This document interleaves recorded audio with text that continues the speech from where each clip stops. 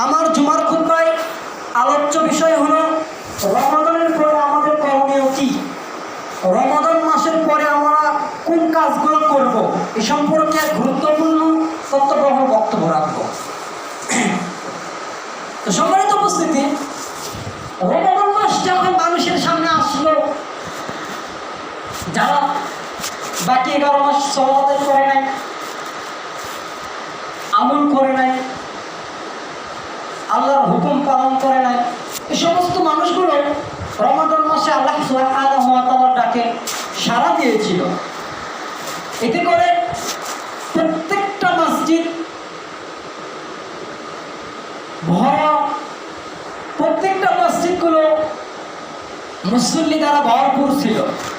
এতে করে প্রত্যেকটা খতিব, ইমাম, মুয়াজ্জিন তারা তৃপ্তি লাভ করেছে যে রমাদান মাসে অনেক মুসল্লি যারা বেনামাজি ছিল তারাও সালাত আদায় করেছে।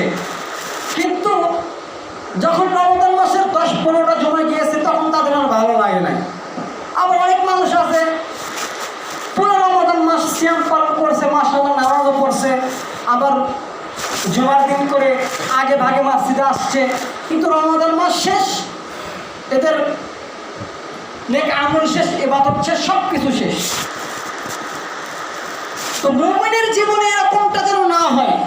যারা মুমিন, যারা মুত্তাকি,